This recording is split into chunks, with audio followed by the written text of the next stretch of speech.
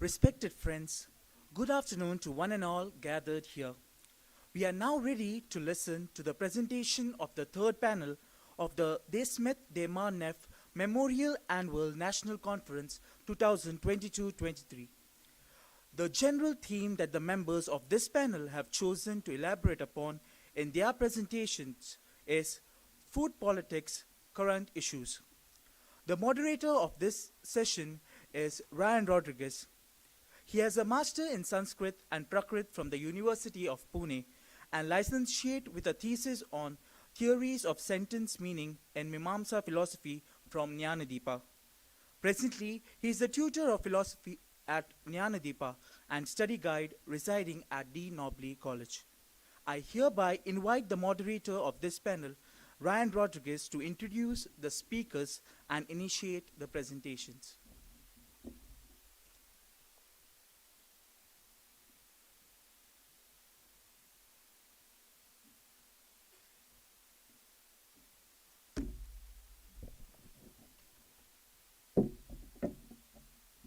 Good afternoon, everyone. As already said by the MC, that this third panel has an overarching theme of current issues in food politics, and we have three paper presenters for our sessions this afternoon. The first presenter is Dr. Tony Bharat Kenneth Matthew.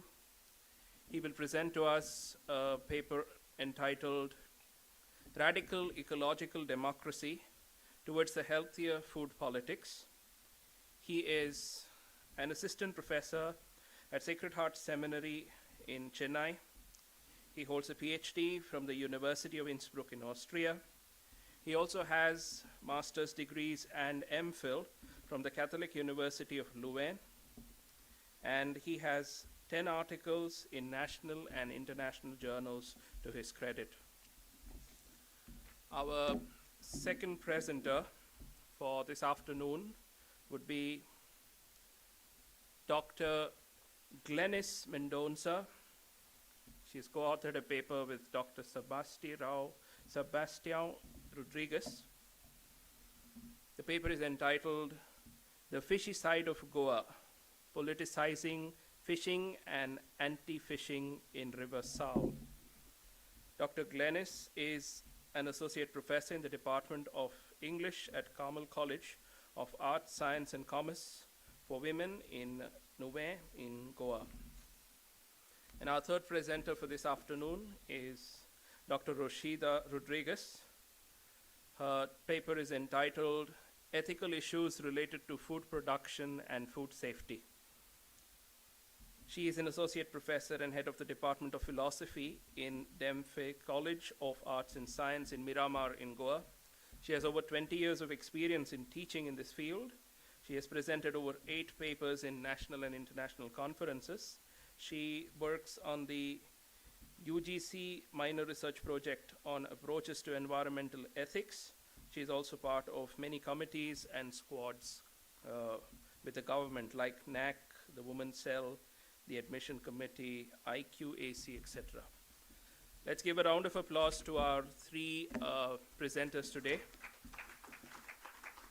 Without wasting much time, each of our presenters will come up one by one, starting with Dr. Tony, and make their presentation. 20 minutes is assigned to each of them, so that will be till about 4 o'clock, and then we will have about 20-25 minutes for discussion. Thank you.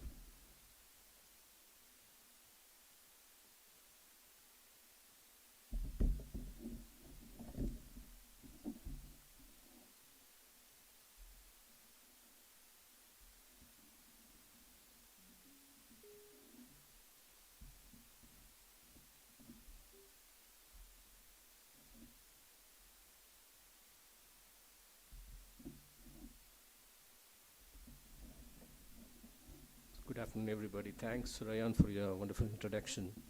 I directly go to the paper.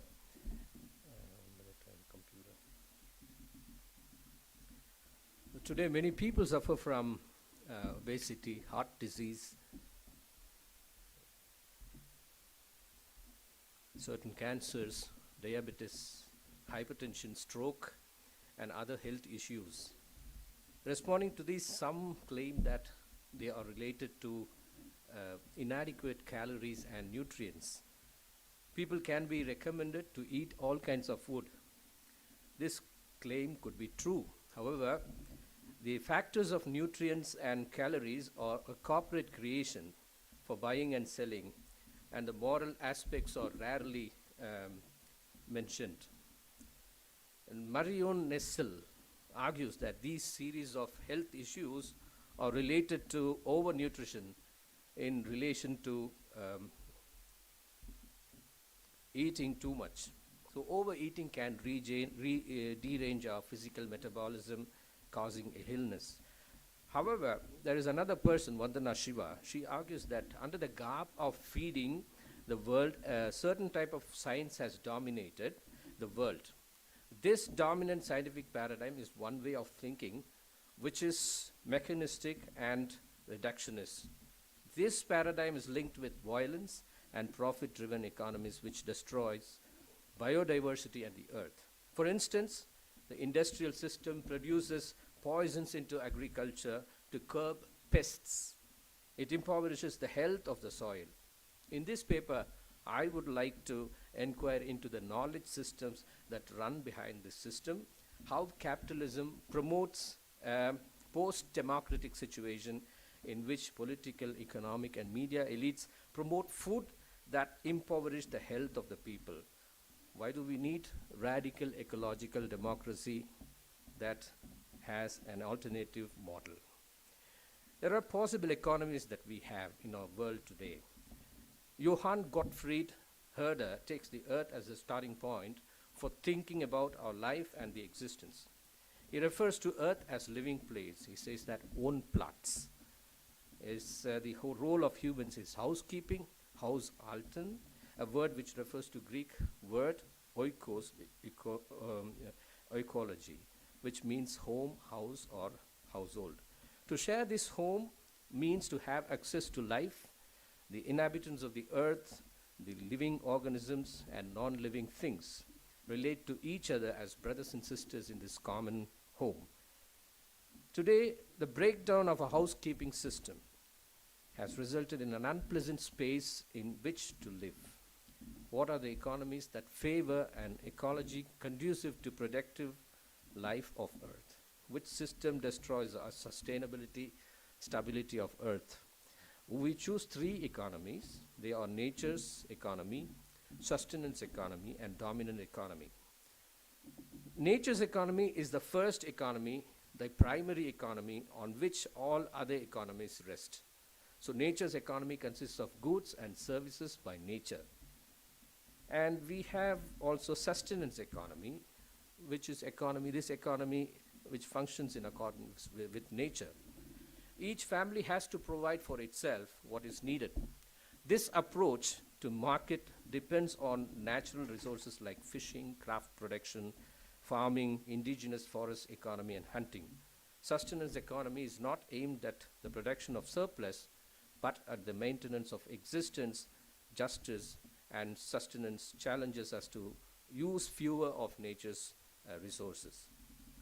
We have dominant economy, the third model. The terms market economy, globalized economy, capitalism, free liberal market economy, and corporate globalization all sign a dominant economy, one in which the common property becomes private. Greed, profit, and consumerism replace the needs of people. This shadow market, without any context, destroys not only humans but also the environment. We have these three models, and these three models, at least the dominant economic model, comes under the line of mechanistic philosophy of nature. Mechanical philosophy of nature explains all phenomena of our experience in terms of matter in motion, in terms of mechanical laws and principles. Natural phenomena are predictable with absolute accuracy. A mechanistic attitude towards nature is not one of contemplation, but of conquest. In this view, animals, plants, organic and inorganic nature, the human body, are all considered to be machines. The dawn of the mechanical philosophy of nature marks the loss of our sense of harmony with the universe. Offshoots of the mechanistic conception of reality are modern science and technology. Science seeks absolute knowledge about reality. There are certain knowledge paradigms in fruit production, we see that. The option for a good paradigm of knowledge for sustainable system of thought and production of food has always prevailed. The sustainable ecosystem had been outmoded by the mechanistic realm. In the mid-1700s, when colonialism was at high point, the land shared by the communities, the wealth of beings was fenced in to build industries and raise empires. A system of interconnected episteme, reciprocal support, and interconnected species was replaced by a system that permitted violence and dominance. This system also connected to certain scientific knowledge, hailed only as the scientific paradigm, These two theories, there are two theories connected with this account of knowledge. The first one is Newton-Cartesian separation. The Newton Cartesian separation, perceived the world as stagnant, immutable atoms. Newton thought that the world is a solid, unbreakable piece created by God. In this view, the world is seen as dead matter, which could be used, moved, and substituted. This view has given rise to genetic reductionism and genetic determinism. Vandana Shiva says this belief system has provided the basis for genetic engineering and genetically modified seeds, or she calls that GMOs. GMOs have produced new super pests, new super weeds, instead of killing pests and growing food. The knowledge paradigm of indigenous agriculture has been replaced by the GMO with a reductive worldview. The second one is Darwin's theory of evolution. Darwin's theory of evolution based on competition was taken as paradigm of knowledge. Darwin notes that the struggle for life is embedded in living organisms, and it is driven by the way of nature. However, it is not the competition, but through cooperation and self-organization that life evolves. The Darwinian model has given rise to industrial agricultural paradigm. Therefore, we have the birth of monocultural seeds and plants. The industrial system emerging from this paradigm of knowledge treats soil as an inert mass chemical fertilizer. Plants are seen as factories. We have to realize that science does not possess all certainty. Science deals with facts and objects objectively. Science has often reduced the question of truth to their own scientific paradigm, and therefore lose a holistic perspective, and at the practical level these paradigms are reduced to technocratic means. It's the corporate mindset devised and imposed by those in power. We go to the World War I and how it was turned to soil war. We have indicated that the reductionist paradigm treats soil as dead mass for chemical fertilizers. During the First World War, many companies produced explosives. After the war, they found another way to market their nitrogen fixation.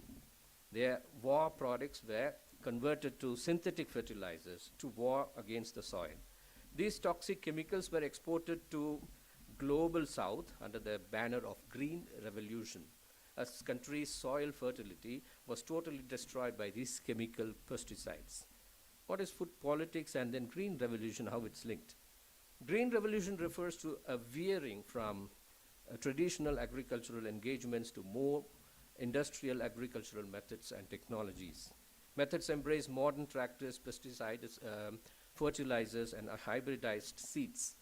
In this context, major American foundations and MNCs like Rockefeller Foundation, American government, and World Bank wanted to sort out surplus agricultural productivity in India to facilitate its growing population. This surplus productivity came at the expense of India's traditional and natural agricultural farming methods. These methods cooperated in line with the limits of nature. The indigenous seeds cannot consume these chemicals. The seeds promoted by the Green Revolution were designed to overcome this limit and coerce the use of chemically concentrated agriculture. These seeds have destroyed the indigenous seeds, leading to economic, ecological, and health issues of people. What we eat is produced from poisonous chemicals, and consequently, our body's immune system becomes weaker to fight against viruses, leading to health issues. And this kind of productivities lead to a kind of a linear economic paradigm. And this linear economic paradigm arises in as two arguments. The first argument is a moral decadence in economic reasoning, and the second was post-democratic situation. Economic reasoning and its argument. For the past 3 decades, India and its political scenario have been influenced by both the free market ethos and by market triumphalism. Far from benefiting India, the introduction of free market system has killed poor and the middle class. The Indian ruling government believes that the future of a country's prosperity depends on the existence of free markets. Like in those days, Ronald Reagan and Margaret Thatcher, they proclaimed the conviction that markets, not government, held the key to prosperity and freedom. Market mechanisms relate to the economic realm of buying and selling goods. When there is a market downfall, can we situate the reasons in the economic realm? Sandel, however, claims that the reason is situated in another realm and wants us to consider moral reasons for the failure of markets. Since market mechanisms belong to the economic realm of buying and selling, the market logic is related to economic logic, which is profit-oriented. When this economic logic functions in the realm of ecology and food, the moral reasoning could be hindered. Ethically, the government should have thought about the health of the public, whereas it thinks about the business of the economic elites. The common good of the public health is hindered by the government and the MNC's sophisticated, dominant, mechanistic paradigm, impeding the epistemic justice and to the citizens. Therefore, the problem with market economy is exclusion of moral reasoning. The argument from post-democratic situation. Post-democracy implies a time of erosion of democratic ideals. Colin Crouch, who proposes this theory, understands post-democracy as similar to post-industrialism.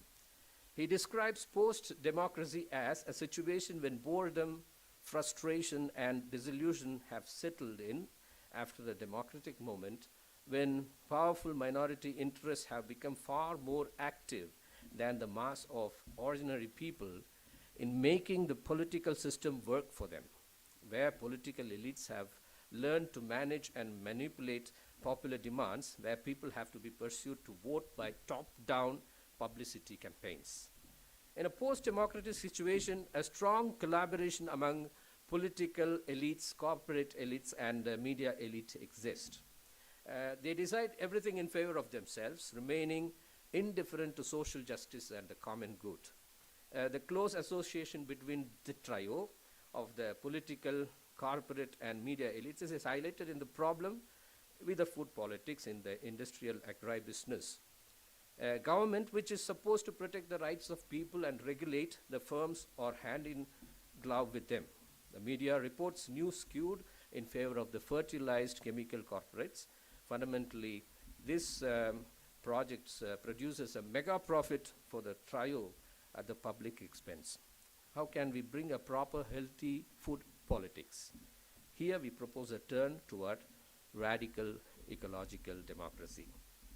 This approach, radical ecological democracy, includes the features such as eco-sustainability and equity. Ecosystem operates within a web of biodiversity. Maintenance of biological diversity balances the ecological system. Causing harm to them will only result in the causing harm to the progeny. Current scientific data indicate that we have already exceeded the limits of eco-sustainability. Social equity defines the decision-making arenas for all citizens, equal opportunities, fair distribution of wealth, and the preservation of diverse cultures should be extended to all. Along with these features, we have diversity, the sustainable economy of self-reliance, that is Swaraj at the local level, non-violence, cherishing retinity, which is Gesamtveranstaltung, and as well as the interconnectedness of the living beings, non-living beings, and humans, and the things like. The proponents of this radical ecological democracy are Ashish Kothari, Vandana Shiva, J.C. Kumarappa, and Nammalwar. I take Nammalwar, and I would like to also speak to you something about him. Nammalwar was born in Tanjavur in Tamil Nadu in 1938 and died in 2014. He was an organic scientist and an expert in organic farming. Nammalwar's philosophy can be expressed as organic farming as a way of life. In the process of learning from farmers and teaching them modern, appropriate technology, he proposed to rural workers a model of household, nature-based, sustainable economy. And Nammalwar's organic farm promotes the well-being of biodiversity and interconnected living of all beings. There are innumerable microorganisms under the soils which help plants to produce healthy foods. The healthy food promotes life. In this regard, Nammalwar says, I speak in Tamil, Adi Kattirku, Nadu Matirku, Nuni Veetirku, which means the roots of plants belong to the organisms under soil, and forests, the middle of plants belong to the animals, and the tip of plants belong to humans. The resource of the earth are shared by everybody. Nature sustains all living beings and non-living things. Our ecosystem accommodates these diverse beings together and makes them dependent on one another. As rational and moral agents, we are responsible for organic and non-organic beings. The dominant economy, which ignores ethics, has only looked for huge profits. Captivated by the liberal market system, the government promotes agribusiness, contracting with global multinational companies, which are import-export oriented. They promote chemical pesticides and fertilizers which are poisonous and damage the producers, the soil, and consumers. They scientifically spread unscientific truths with the help of media. This is exactly the problem with unhealthy food. So Nammalwar takes up the idea of Gandhi, Swaraj, and he also excludes in this particular system a caste system and implements it at the local level. A farmer knows his farming methods, and he should be motivated with sustainable methods. This also includes the use of appropriate technology, but not a complete paradigm shift to modern technology. I would like to finally end with what we have so far spoken about.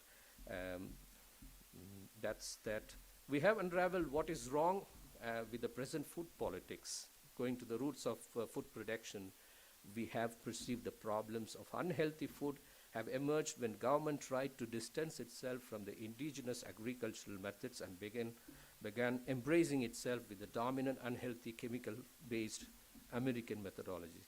We cannot immediately jump away from this disruption created by food politics. To do away from this model, we need to think of an alternative approach which would show an ODOS, a way of healthy food politics. We have local-based self-rule which grounds itself with nature-based sustainable form of economy and indigenous agricultural methods employing appropriate technology. Such food production engages in buying and selling with mutual relationship with ethical criteria such as functioning with the signposts like common good, human dignity, sustainability, and solidarity.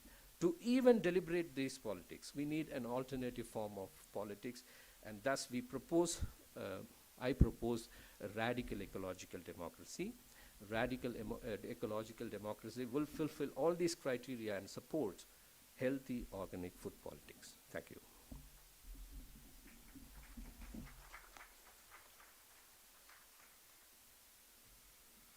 Thank you, Dr. Tony Kenneth, for your presentation. May I now invite Dr. Glenis Mendonça to make her presentation.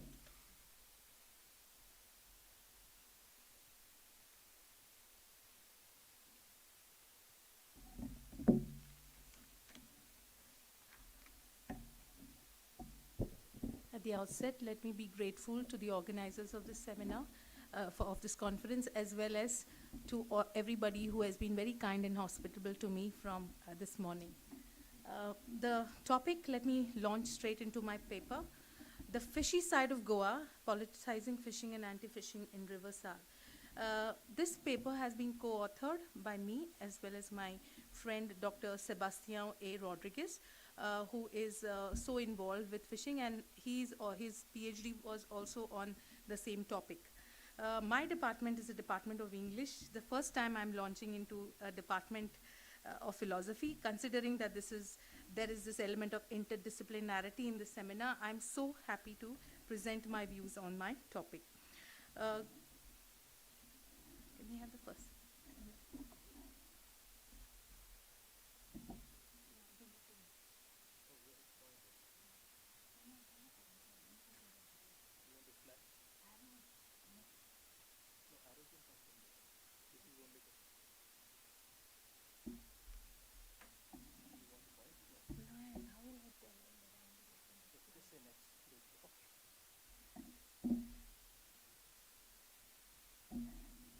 So Goa is much more than fish and feni, a tiny dot on the southern western coast of India. It is not just a mere destination for tourists searching for balmy beaches and sandy shores, or the ubiquitous, fish on the plate, seafood, and the feni found in the state, but it is a land which is abundant with resources and natural beauty, which includes its rivers, lakes, verdant hills, and peaceful culture. It beckons many a pilgrim to the historic Old Goa churches, as well as to the temples of Shanta Durga, Mangeshi, Fatorpa, amongst others. Its museums and its legacy of being Indo-Luso, of having the Portuguese legacy, and thus Goa is not merely a bucket list. Thus, Goa is not merely a bucket list destination for tourists wearing shorts and sunglasses, but a knowledge and culture hub abounding with a heritage and legacy worthy of documentation.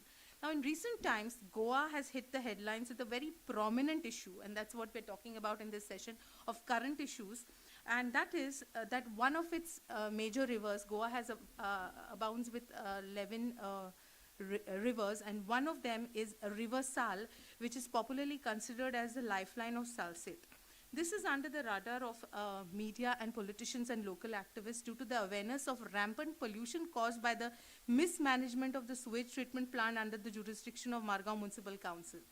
Now, incidentally, the contamination of this river, River Sal, which abounds in varied biodiversity, has affected many stakeholders such as fishermen, salt pan owners, farmers, as well as local residents who now witness the clear waters of the river transform into a murky, polluted, squelchy mess where only scavenger fish survive with great difficulty. So over the last 10 years, the River Sal has transformed itself from a very beautiful, verdant river which abounds in biodiversity into a very polluted and messy river.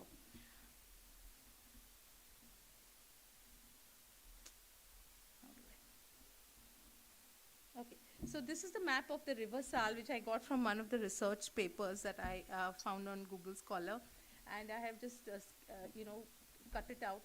And the River Sal actually starts, from Verna, and it goes right through Salsette Taluka, and it exits into the Arabian Sea at Betul. So it goes through at least two talukas, and it ends at Betul. Salsette is one of the prominent talukas of South Goa. Now, if we place the rivers of Goa and its political history, we see that the Portuguese took Goa after a victorious naval battle in 1510. And after that, from 1510, we got our liberation in 1961. From 1961 to 1987, Goa was a union territory, and after 1987 only it became a state of India. So when the Portuguese came to India, the river route was the way of navigating to Goa. And that is why rivers became such a lifeline for this connect, especially from colonial times. So rivers of Goa since times immemorial have been used not just by humans, but also by animals, used by animals for sustaining their life. And fishing has been one very, very important traditional occupation for the locals here. Several riverbanks in Goa have a rich depository of information on the history of traditional fishing, which sustained livelihoods of local communities. And here I'm looking at fish as food because it's a staple of the state. In the days of yore, several riverbanks had both amateur as well as professional fishing communities engaging themselves with the river, both at the tidal influence limits as well as beyond in the interior backwaters. So there's a lot of history about this maritime,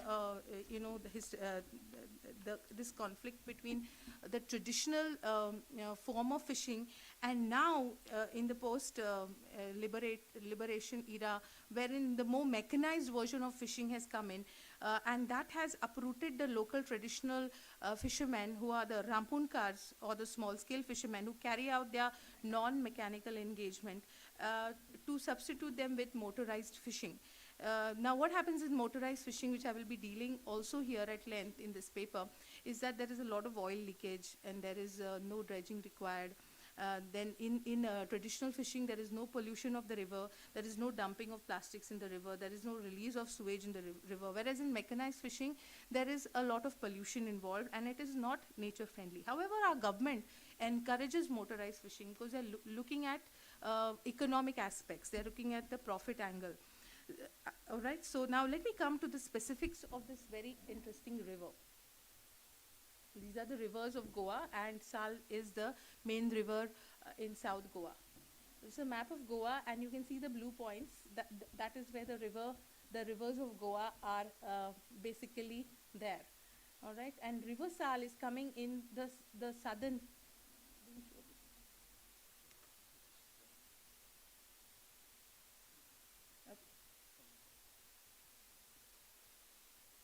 Here in this Salset area. This is the taluka in South Goa where River Sal is flowing.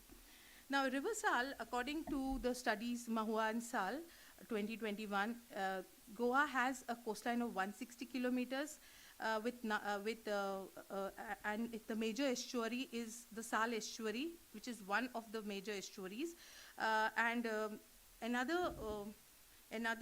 study of the Goa State Pollution Control Board, which submitted a Sal Action River Plan in 2019, mentions that the Sal originates in Verna and travels 40 kilometers till it discharges into the Arabian Sea at Mobol.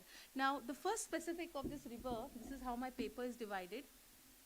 Okay, the first specifics of the river is that this is a river full of fish, all right, and now it is a river which has become full of waste.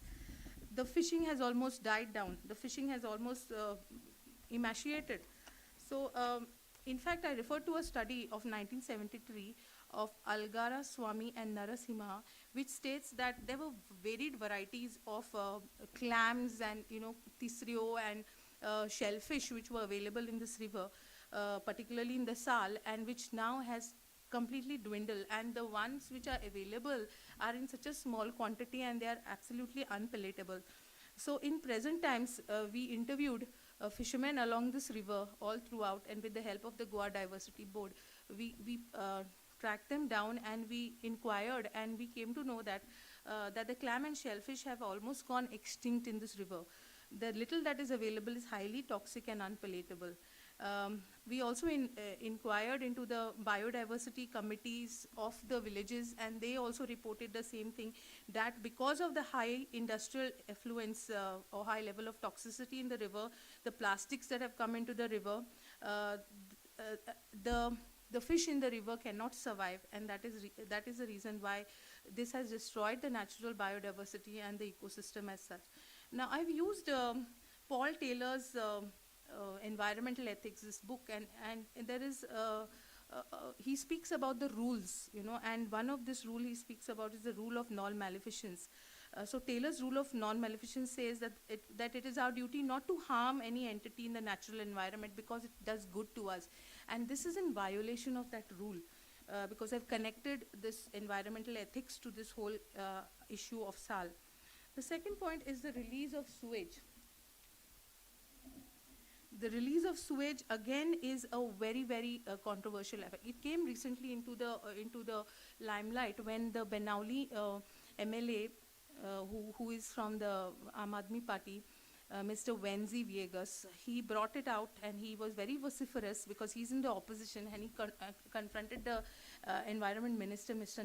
Nilesh Cabral, and the video went viral, and he said, why is the laxity of the sewage treatment plant damaging the river to such an extent? It's happening for the last 10 years. What happened as a result was that he started playing a blame game. He says, no, we were not in power, so-and-so was in power, and the officials are not listening. But in the consequence of all that, as a consequence of all that, what was happening is that there was a continuous pollution of the river, and the contamination of the river has continued, and no restitution measures have been put in place.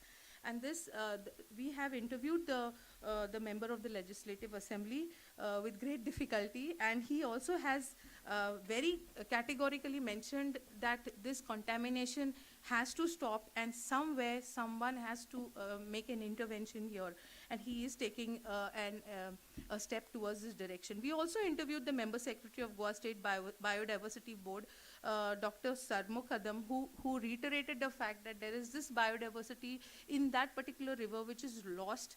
The fish, the species of the fish have almost dwindled, but he says that it is possible to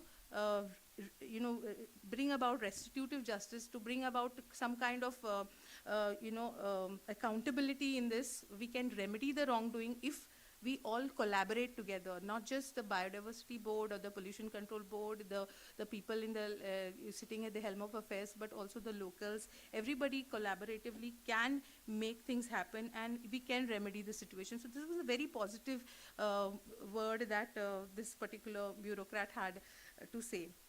The next point is the tourism, the element of tourism. Now, tourism is supposed to be foisting itself to is less to supplement fishing and more to supplant it. It is supposed to help fishing, but here it is uprooting fishing, because several tourism-related activities are anti-fishing.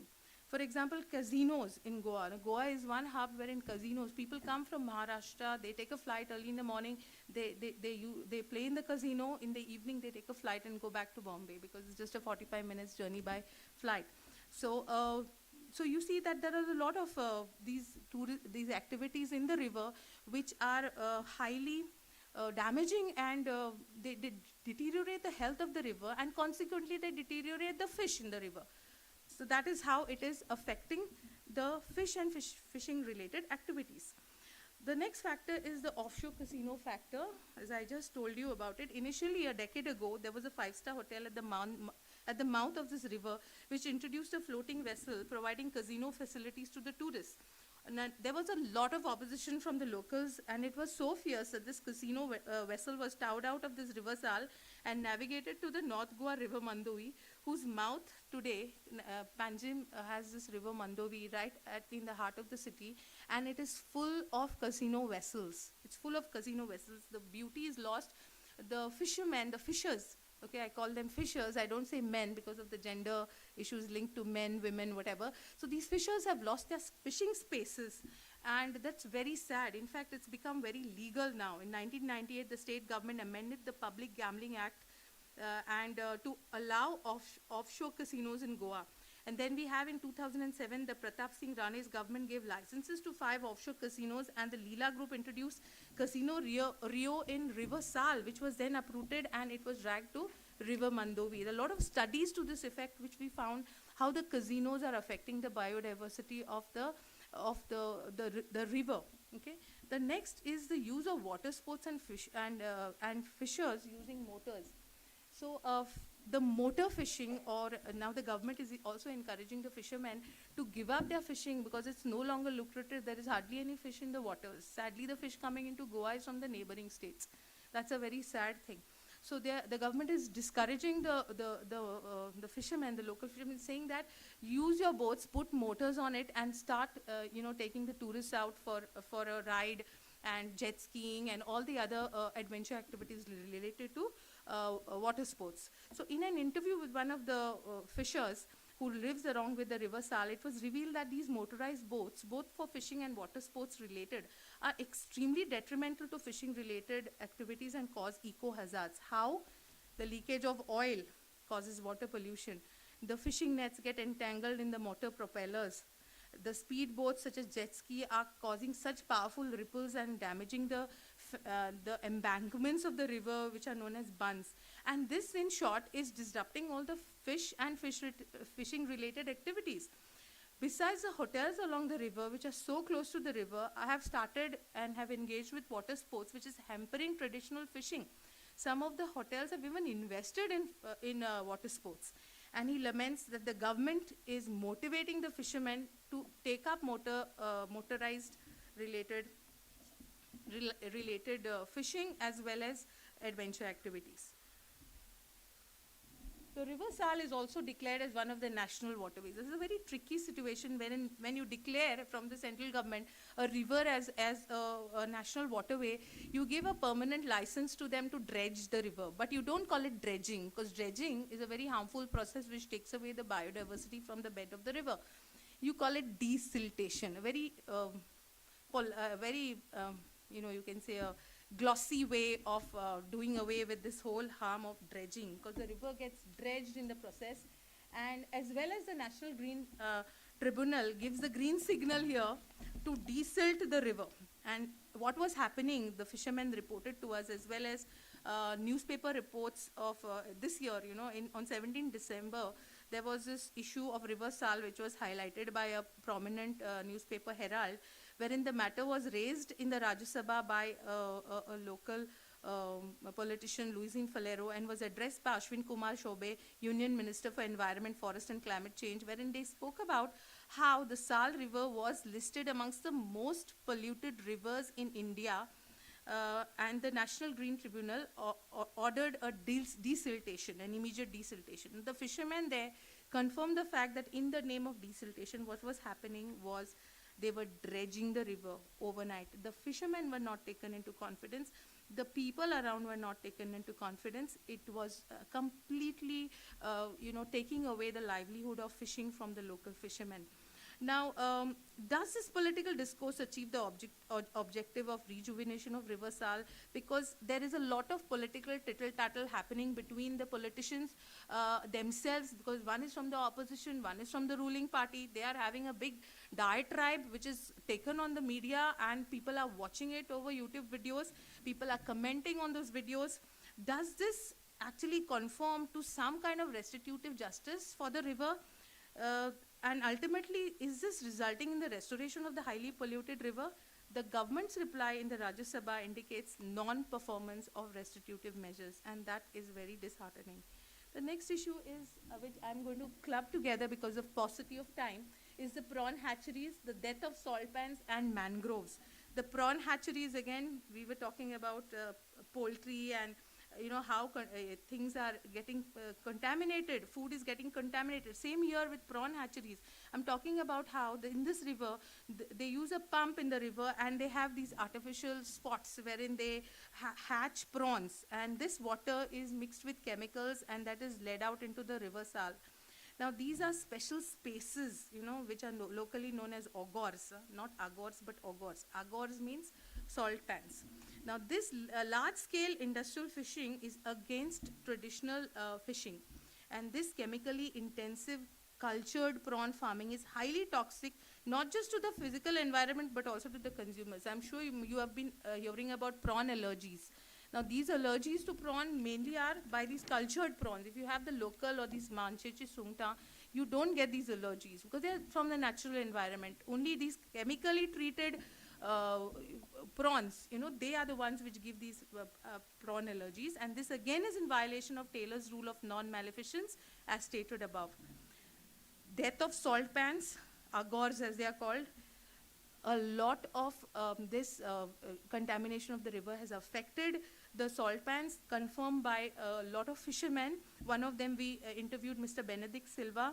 Another person we interviewed Mr. J.R. Andrad, spoke about the fact that over the years, the river had nurtured a lot of salt pans which have died down because the pollutants in the river has rendered the salt highly toxic and unpalatable, and this has gradually resulted in the death of salt pans or agors. Lastly, mangroves. The stretch of the River Sal has a lot of mangroves because mangrove is, a natural way of space a vital space for spawning of the fish. And the felling of the mangroves to sustain the mushrooming of various development projects has threatened the existence of several biotic species in the river. The pollution of the river has also affected the health of the mangroves. Now, there's a flip side to this. There is this unscientific mangrove cultivation by the Department of Forests in certain parts of the river Sal. The fishermen of Asolna, when we interviewed, have spoken about how the dependence of, they were dependent on the harvesting of a particular shellfish, which we call in Konkani as tisrio. And they now lament on how these widespread overgrowth of mangroves has resulted in the depletion of the tisrio. Okay, yeah. In conclusion, I would like to conclude, the river Sal is seen as seen as contemporary state as highly polluted and has affected fishing activities, thus threatening the livelihood of the local fishing communities. The proliferation of anti-fishing activities to boost tourism or accelerate the perceived economic prosperity of the state of Goa has done more harm than good to fish and fishing activities in Goa, with specific reference to the Sal. The unplanned and unchecked urbanization, which has resulted in plentiful sewage being created, which ultimately finds an outlet in the river Sal, is the root cause of this pollution, and the mismanagement of the sewage treatment plant and the political games of the bureaucrats is another need to be redressed. The last point is the need for ethical auditing. According to the rule of, to achieve the rule of Taylor's restitutive justice, there is a need to realize that the gap between fishing and anti-fishing activities is widening. The pressure to sustain the health, biodiversity,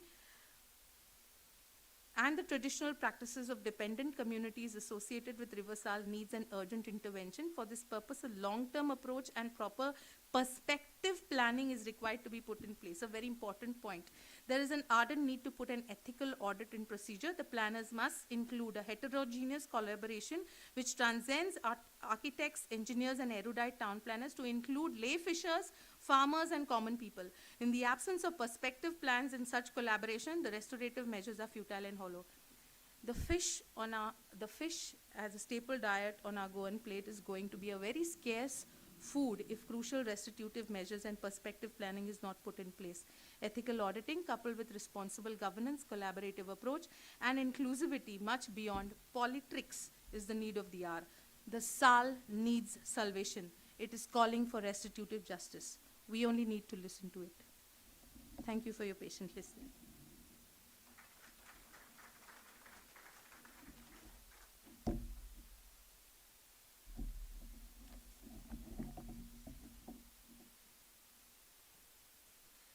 Thank you, Dr. Glenys Mendonça, for your presentation. I now invite Dr. Roshida Rodriguez to present her paper.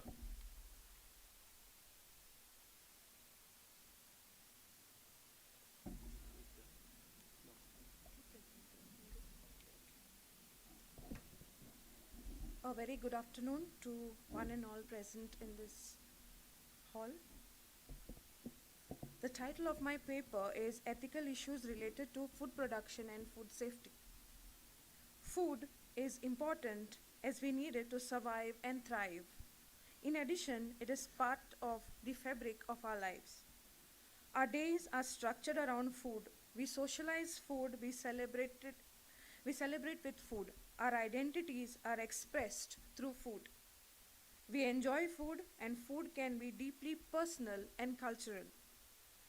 At times, food that is consumed is contested. There are controversies over what we should eat, where our food should come from, how our food should be grown. There are controversies over food technologies and food distributions, and there are also controversies regarding food policies. Food issues and choices are very often ethical issues and choices. They concern rights, justice, power, autonomy, control, sustainability, animal welfare, and human well-being. The claims that people make about them are prescriptive. They are about what we should do, as well as about what food systems and policies we should support. Should we eat animals? Should we eat local? Should we embrace genetically modified food? Should we help address global malnutrition? As a result, they involve views about what matters, what has values, what principle we should live by, and what ideals we should strive for. We cannot make good choices about food consumptions, food policies, or food systems without attending to food ethics. Food ethics is a branch of applied ethics that deals with wide range of issues related to production, distribution, and consumption of food. In addition to providing nourishment, food has relevance for the moral character of our lives, for our moral obligations to others, to animals, and to the natural environment. As food manufacturing becomes increasingly industrialized and food ethics thus becomes increasingly inbound with food science and technology. I take the first issue, in vitro meat. The in vitro meat, also known as the cultured meat, the Franken meat. This in vitro meat is animal tissue growth in cell cultures in the laboratory. Here, the actual meat is made without the use of animals, only a single animal cell. The advantages of in vitro meat as compared to livestock production is that no living animals are harmed, less farmland is used, less fossil fuels and water used, no animal waste or greenhouse gases are produced, no pathogens or foodborne disease created, and it produces higher quality meat, perhaps even supplemented with additional benefits. Although the cost and technological hurdles remain daunting, if they can overcome the environmental and animal welfare and human health benefits are enough to justify production and consumption of it. The critics are of the opinion that in vitro meat is expensive, technologically infeasible and unpopular. The cost of production is too high. Enough cannot be manufactured to produce any animal welfare.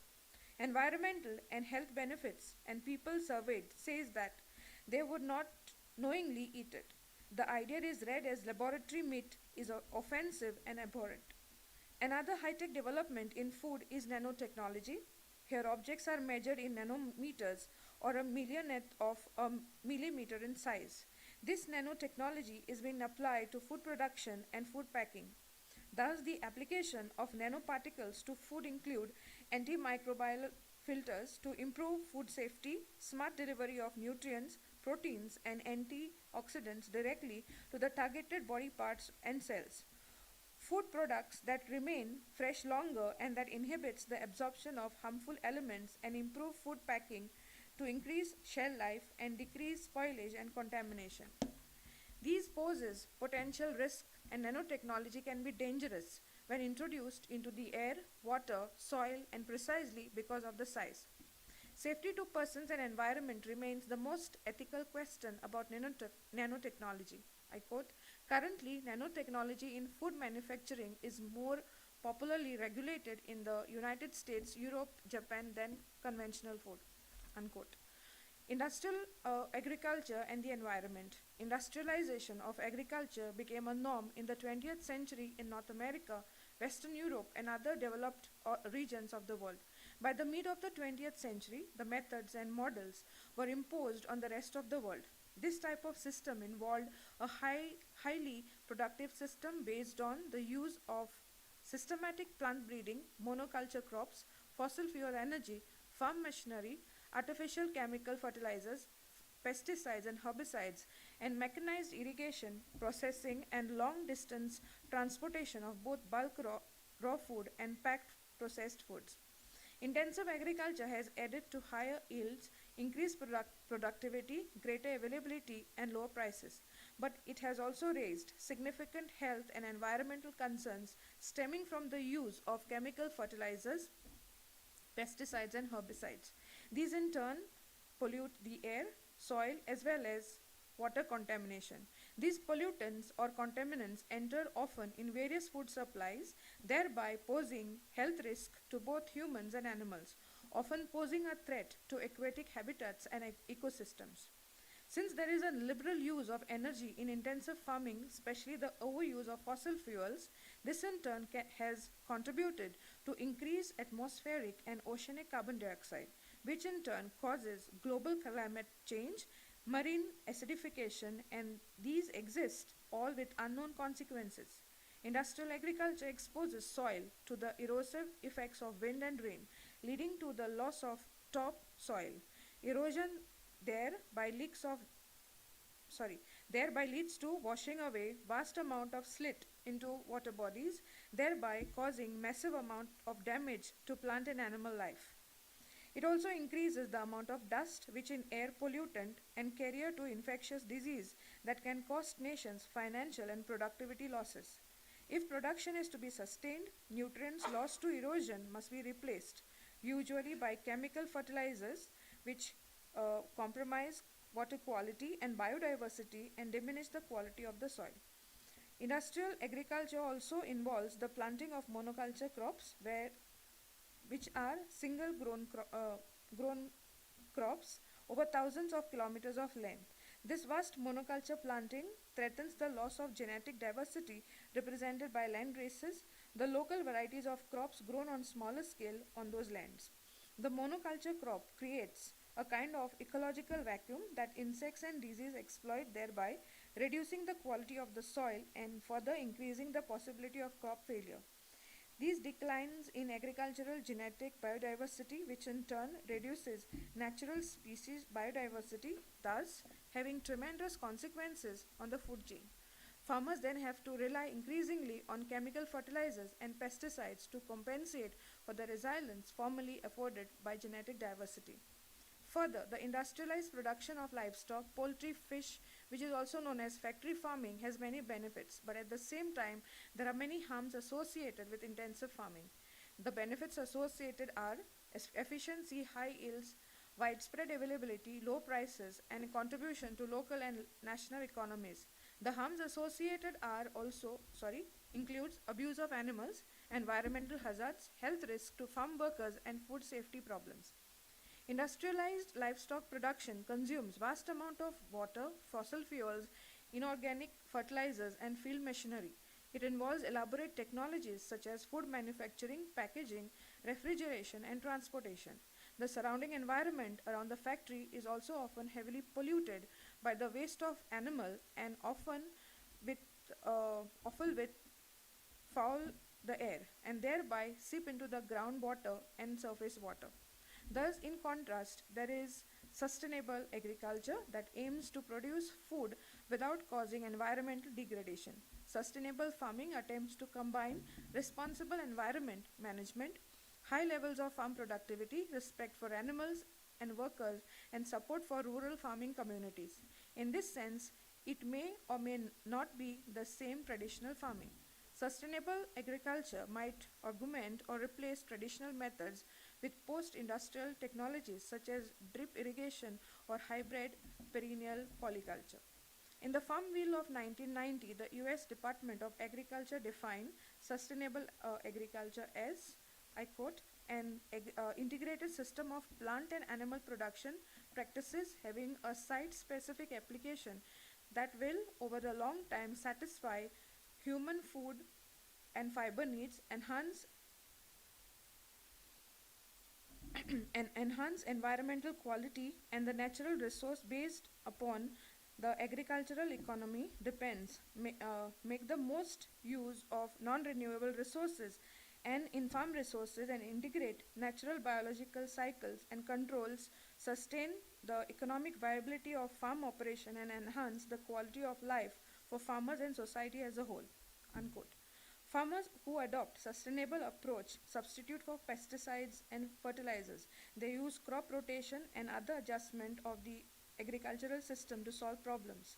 The benefits of sustainable agriculture and soil enrichment, which produces healthy plants and resists diseases. The growth of cover crops, which arrest soil erosion and control weeds, and the use of natural predators to help control pests. This kind of farming minimizes the use of inputs of pesticides and fertilizers, thereby saving money and protecting the environment. Another way to deal with questions relating to agriculture and environment is to call into question the anthropocentric, that is the human-centered bias, and that have devalued the moral base of the natural environment and its community since ages. With the introduction of environmental ethics in the early 1970s, the subject matter of environmental ethics has challenged the view that only humans have intrinsic value, which as non-living have extrinsic value as means to human ends. Thus, this area argues for a new non-anthropocentric theories of natural environment and animals. The land ethics of Aldo Leopold states, I quote, that the biosphere as a whole has an integrity and beauty that deserves moral consideration. Non-anthropocentric, holistic, rather than individualistic approaches are best suited to make a sense of our moral relations to land, unquote. This kind of approach to land ethics is also found in the American agrarian tradition. This regards farming and related vocations as exceptional in that farmers are independent, self-sufficient, self-determining, and work in step with nature, the local ecology, the seasons, etc. Such farmers act holistically. The farmers view themselves as stewards of their ecological setting who keep an eye on the environment health of the area. The agrarian life is built on trust, neighborliness, and cooperation, unlike the alienation and distrust of city life. They nurture a sense of personal identity that is rooted in place, local history, and color. The philosophy states that, I quote, the role of farming and ranching in the formation of moral character and preserving culture and tradition, unquote. It stresses on living a rural lifestyle connected to a climate and soil. Human acquires a sense of identity and place that can only come out by direct contact with the land. The agrarian philosophy is critical of the social and environmental impacts of industrial agriculture. Wendell Berry, for example, argues that modern agriculture and exodus from farms to cities harms the environment, destroy communities, and eclipse the basic human dignity that comes from an agrarian lifestyle. Eating, he says, is an agricultural act. We are all involved in agriculture, and our food choices affects how land is treated, unquote. Biodynamic agriculture is also inspired by the work of Rudolf Steiner, especially his insistence on maintaining sustainable soil fertility. Second, the relationship between plant growth and cosmic rhythms. Biodynamic agriculture stresses a holistic, spiritual understanding of nature and human life and thus aims at self-sufficiency in compost, manure, and animal feed with little minimal external and non-natural input. The key note of biodynamic landscaping is preservation of ecological diversity. Biodynamic methods are being adopted worldwide. For example, tea plantation in Darjeeling are retiring chemical fertilizers and returning to traditional worm, compost, manure, and biodynamic floral preparation. Vegetarianism and animals. One of the most important topic in food ethics is whether eating animals is ethically acceptable. There are different views. For example, ethical vegetarianism, I quote, is the view that we ought not eat animals. Ethical veganism is the view that we should refrain from eating animals as well as from eating and using animal products such as milk, cheese, and leather. Humans have moral obligations to animals. The proud meat eaters too are of the opinion that certain things humans should never do to animals, such as torture them for fun or to eat their neighbors' pets.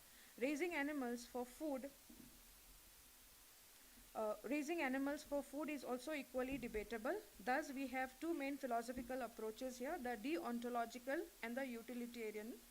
The deontological approach affirms the right of animals and hence obligations of humans to respect the life of animals.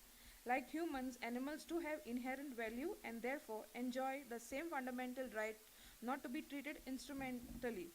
The implication is there is no obligation now not to eat animals or use them as mere things. There are others who argue that it is unjust to have legal ownership of animals and thus any use of animals is unjust regardless of how humanely they are treated. The abolitionist theory of animal rights demand veganism and not just a vegetarian diet. Other theorists contend that only humans have right because only humans have obligation. Animals cannot tell the difference between their interest and what is the right thing to do. Without that distinction, it makes no sense that an action is performed on the basis of duty. There has to be a choice between acting out of obligation and acting from desire. Those who argue against animal rights do not necessarily endorse eating meat, they merely challenge a right based justification for vegetarianism. We have the utilitarian or the consequentialist approach who argue that animals, like humans, have no fundamental rights. They have the capacity to experience pleasure and to suffer and are no less morally significant than we are. This, this approach demands that we give equal consideration to the interest of humans and animals alike. Equality of consideration is prescriptive and not descriptive. It is moral, ideal, and not to be taken as an assertion of facts. The argument for ethical vegetarianism and veganism are based on animal welfare and the need to give animals some moral consideration. The most important part of ethical theory is the discourse of obligation and responsibility, also known as duty. To conclude, what are our duties to concerning food? I was running short of time, so I have skipped a little bit of it. So, to conclude, what are our desires to others concerning food? Minimally, we should neither eat people nor deprive others from food. We have an obligation to prevent starvation and feed the hungry.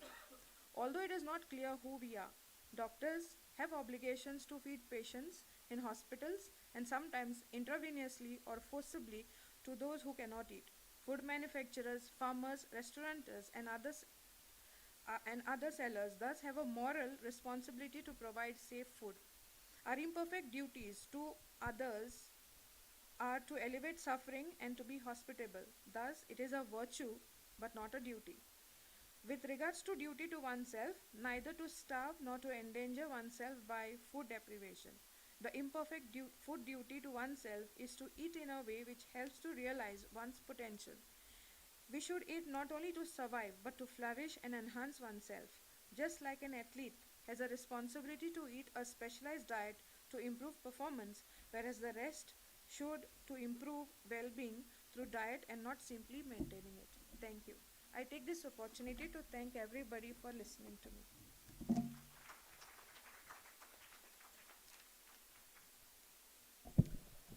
Please put your hands together so that I invite all our panelists to take their chairs on the dais.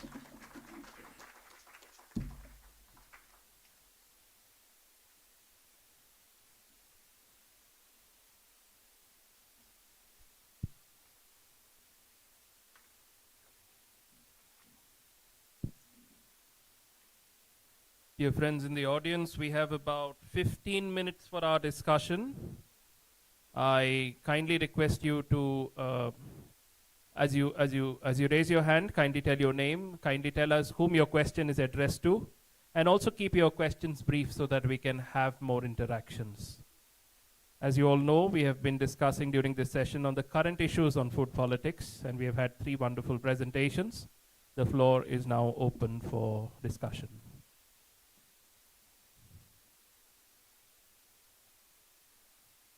Raising the hand will make it better so that we can see you around. Our brothers are waiting with the mics.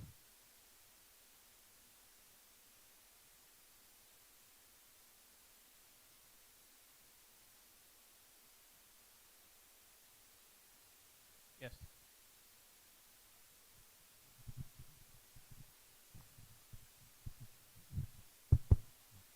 Thank you to the whole panel, Dr. Tony, Dr. Glennis, and Dr. Rashida. All of you brought in very important ethical issues when it comes to engaging with food and food production, food consumption, a lot of different dimensions you brought in. I wanted to ask a general question, maybe if you feel you want to respond, you can. So when we talk about ethics, there is, like I think Dr. Rashida said, it's a prescriptive thing, right? It's about what we want, what is not actually there. But what is actually there is basically people who have power, they have their interests, especially with the neoliberalization, the free market economy, and the state also playing into the hands of it. So it seems that we are demanding very ethical things from people who are not at all interested in that, right? They are there to ensure that their interests are taken care of. They are in power, they use the best of to their power. So people who are getting the raw end of the deal, is it enough to just say that this is an ethical issue? How do we really bring about or address the problem? After, of course, we need to say, okay, this is ethically wrong, but where do we go from there? Because sometimes it just stops at that, right? That we say, okay, this is wrong. Now we don't know what else to do, right? This is what the Constitution is saying. You are not doing anything like what the Constitution says, but that's it. That's where we stop, right? So do you have any reflections on how do we take it forward?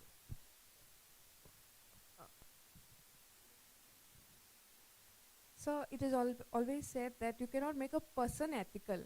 You can't make a person good or bad.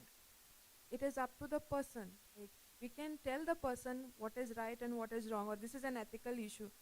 But as a philosophy person, what I feel is these type of awareness programs could be through various sources, because today we are technology laden, we have lot of exposure. So through social awareness programs, these type of issues could be conveyed to the right people through various sources, through social media, I would say. I would try to use social media. I would suggest through social media, awareness campaigns could be brought about, because if you see today, if you just open social medias, like whether you call it Instagram or whether you call it any other form of media, it becomes very, the message passes on. So this, some things are going wrong, could be conveyed through this. I just want to highlight the power of social media. Right now, this is being live streamed on YouTube. And already the fishermen whom I have interviewed are messaging me, and they are watching, and they have already started bombarding comments on the YouTube and add additional things. So the media is very powerful. And I think through the media, as Dr. Roshida has rightly pointed out, we can instill these values and ethical considerations. Of course, we have seen the failure of legislations, constitution, the bureaucrats. They are all hand in glove with the economies and the powers to be. They are not bothered about ethics and values.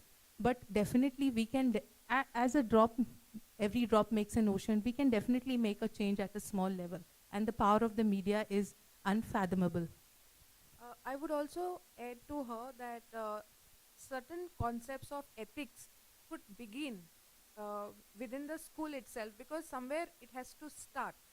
So I feel with the new education policy being implemented soon, certain concepts related to ethics could be conveyed to the students, because these are the students who would be the future of our country. If something is conveyed at the grassroots level, I'm sure there can be a change in future. I think it is valid that when someone doesn't think about ethics at all, especially in the art of when we are buying and selling something, or in the government intervention, something is missing, because we project ourselves in a positivist notion of economy or governing and so on. So it all comes under descriptive area. Whereas we are focusing on normative area, we need some criteria. The criteria could be certain principles, something like sustainability. Now today, the world is also organizing about that. Sustainability as one of the principles, and common good as another principle. Human dignity can be a kind of a signpost. And these signposts can always tell you, you have to behave ethically. When something is missing, these can always flash you saying that this is the thing. It doesn't come just all of a sudden, but we need to have some kind of criteria. Criteria will help you to understand where you have missed the ethical line. Thank you. Next question. There's a question there, and then question by Savio. My question is to Dr. Tony Kenneth. The food policies of the government of India seem to be really good when we read it. When it comes to practical implementation, the process of going through the policies, particularly by the licensing authority, it is not proper. The motive shifts from security to money. So utterly unhealthier items are permitted. So what is your stand on this further? Exactly, that's the point what I was also saying, because they are clubbing their hands with the dominant economic model and then following their principles. And this is the situation what I said post-democracy. The post-democracy democracy is the situation wherein we have a nexus among the political, economic and media elites, and the people are left just like that. maybe in order to reverse this situation, we need to have indigenous form of activities, local activities, wherein the local people can deliberately discuss and participate in the democratic discussions. That is one thing.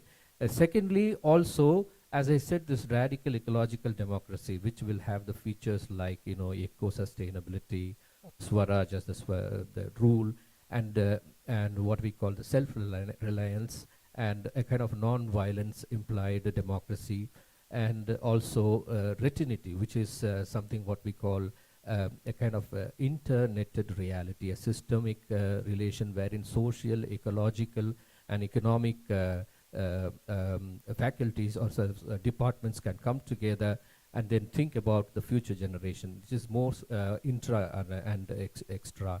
In this way, I think we can resolve with the ethical criteria which we have been discussing right now. Yes, Savio.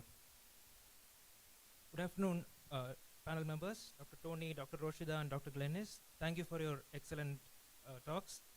So basically, I have one common question to all of you, because it seems that other than advocating for degrowth as a government policy or as an administrative policy, it doesn't seem that there is any practical way out of these situations, because in anything that, in all the three individual situations you took up, for example, Dr. Tony, you were talking about Namalvar. So in Pudukkottai, I think there is a group called the Mai Valichalai. They are a kind of Indian Amish group which advocates for a Luddite kind of life. And unless, like Dr. Glennis, like you were saying, the profits mean a lot. So unless the government willingly says, let us take a cut in the profits, we don't want these profits. And like Dr. Roshida, you were talking about industrial agriculture. Unless we explicitly say, okay, let's not go for industrial agriculture, whatever be the losses or whatever be the inconvenience. So unless you take a concrete step, you were talking about these grassroots approaches, bottom-up approaches like education and the spreading awareness and all that. That's all fine, but we need that top-down also, no? So my question is, other than degrowth, other than lobbying or pushing for degrowth as administrative policy, is there anything else that you would see as a possible solution?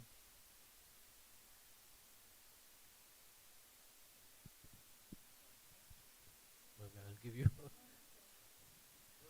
Fine. I would say people's movement can be one such advisory act, wherein people as movement can come together and give general recommendations to the government, or even sometimes force government when it regards the optimistic view of the world. And for example, Jallikattu was one such, wherein there was a movement, all the people of Tamil Nadu came together at Marina Beach, and then they wanted their identity as such, whether it is good or bad, we'll discuss later.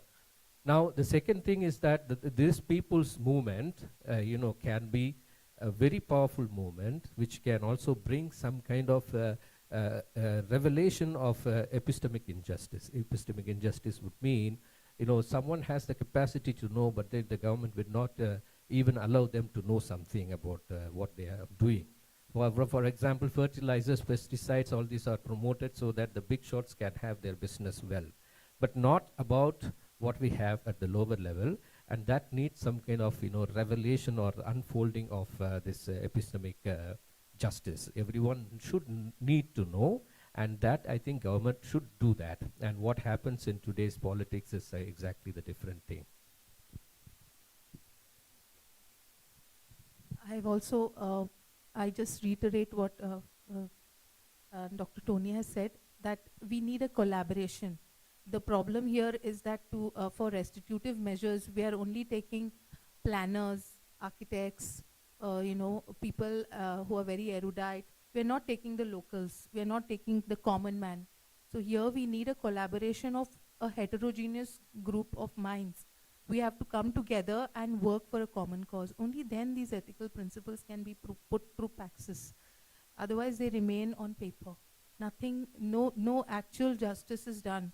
No actual restitution is done. And we do not get the ends we deserve.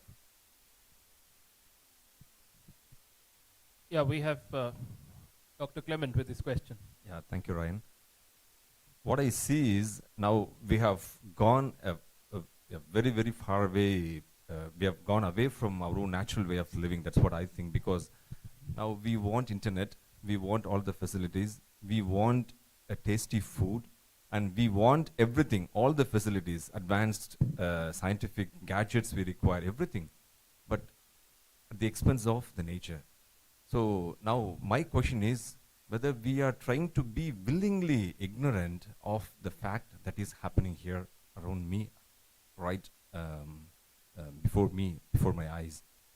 I think it is not only a moral issue or governmental issue, it is a personal issue, as you have rightly pointed out. So now what is my position? Individually we have to ask ourselves, what is my position? What am I going to do? So of course, I know the fact, but the effect I don't want to know. I know what causes what, but the effect I don't want to know. I just leave the earth, the green planet, just like a garbage dumping yard to my future generation. That's what we are doing it. So what could be our response? I'm not asking you to answer the question, but I'm just raising my own mind here so that everybody can think for himself or herself. Thank you. Thank you for that intervention, Dr. Clement. We have time for one last question, after which we'll close. Is there anybody in the audience? Yes, sir.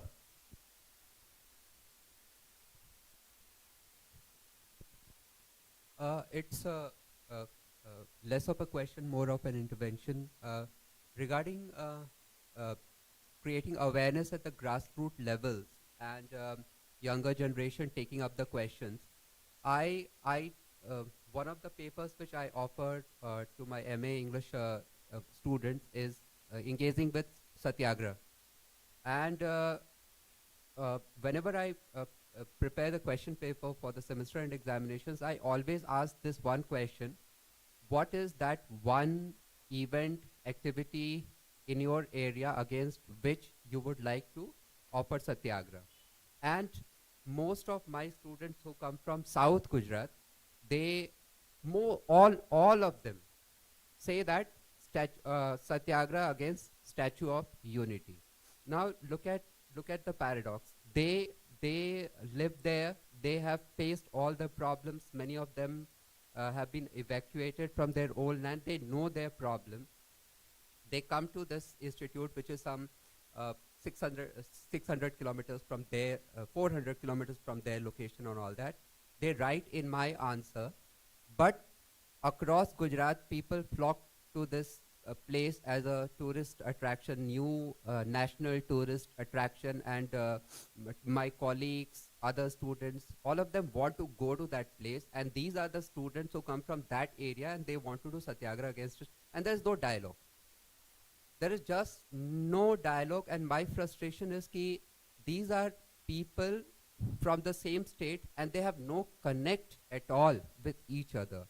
So over there, I have some doubt even about the grassroots consciousness. There is consciousness, but there is no political expression or political power to express that consciousness. Thank you. Thank you, sir, for your intervention.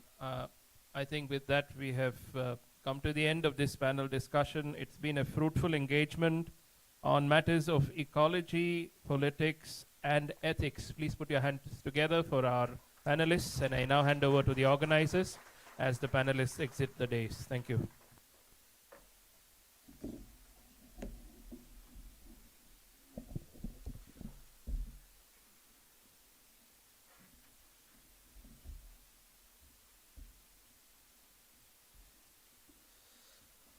Thank you, Ryan Rodriguez, for moderating this session. I also thank the members of the panel who have enlightened us with their insights. With this, we come to the end of the first day of the Smet de Marneffe Memorial Annual National Conference 2022-23. I ask the presenters and the staff members to meet for tea on the first floor in the staff lounge. Others will have tea served outside the hall. Looking forward to meeting you all tomorrow at 9 a.m. for the forthcoming panels and the other events in this seminar. Thank you, one and all, and please be on time.